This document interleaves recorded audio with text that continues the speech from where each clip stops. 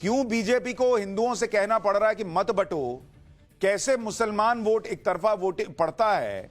आज आपको इसका उदाहरण देता हूं जो देवेंद्र फडणवीस बता रहे थे। इसको आप देखिए, लोकसभा में धुले की अगर आप सीट देखेंगे, ये धुले लोकसभा की सीट है।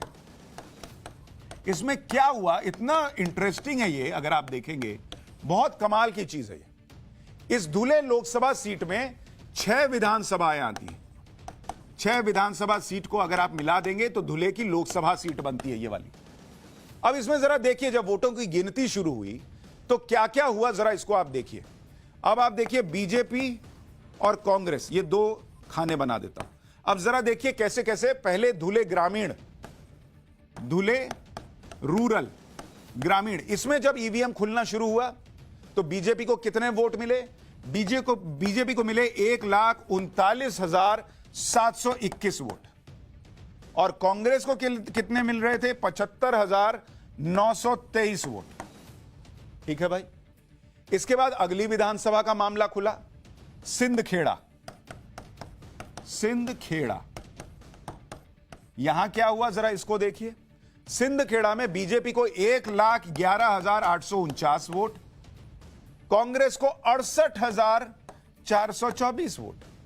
यहां भी कांग्रेस पीछे थी। फिर आया मालेगांव बाहरी, मालेगांव बाहरी का इलाका। यहां पे क्या स्थिति थी? बीजेपी 1,27,454 वोट, और कांग्रेस को कितना? 72,242 वोट।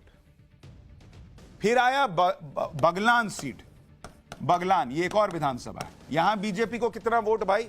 1,01,66 वोट, और कांग्रेस को 78,253 वोट।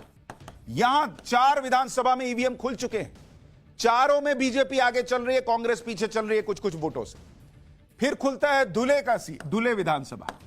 अब जरा धुले का हाल देखिए, धुले में भी बीजेपी आगे, 93,262 वोट बीजेपी के कैंडिडेट को मिले, कांग्रेस को मिले 78,438 वोट। अब 6 विधानसभा वाली लोकसभा है धुले, 5 पर आप देखिए बीजेपी का कैंडिडेट आगे चल रहा है कांग्रेस से, 5 विधानसभा में। फिर कांग्रेस का कैंडिडेट कैसे जीता भाई? यहां हुआ खेला आखिर में। अब जरा देखिए खेला कैसे होता है, जिसके लिए बीजेपी जो है वो कह रही है कि हिंदुओं समझो बटो मत। धुले की इन 5 सीट पर हाल देखेंगे तो इन सभी सीटों पर बीजेपी के उम्मीदवार को ज्यादा वोट मिले। इसलिए बीजेपी के उम्मीदवार सुभाष रामराव भामरे करीब 1,90,000 वोट से आगे चल रहे थे जब तक 5 विधानसभा की काउंटिंग हुई। लेकिन जब धुले लोकसभा की मालेगांव सेंट्रल सीट के वोटों की गिनती हुई, अब जरा देखिए मालेगांव सेंट्रल में क्या हुआ। इस एक विधानसभा ने पूरा गेम पलट दिया। मालेगांव सेंट्रल सीट पर बीजेपी को कितना वोट मिला और कांग्रेस को कितना? सुनिए जरा। बीजेपी को मिला 4,542 वोट, मात्र 4,542 वोट, और कांग्रेस को सिर्फ एक विधानसभा में 1,98,869 वोट बॉस। 1,98,869। आपने कभी किसी विधानसभा में ऐसी एक तरफा वोटिंग नहीं देखी होगी। 5 विधानसभा में बीजेपी आगे, 6ठे में भाई, और यहां देखिए अंतर, आप देखिए कितना कितने का, और यहां अंतर देखिए 4,000 और कहां 2 लाख के करीब वोट। मालेगांव सेंट्रल में मुस्लिम आबादी है 78.4%।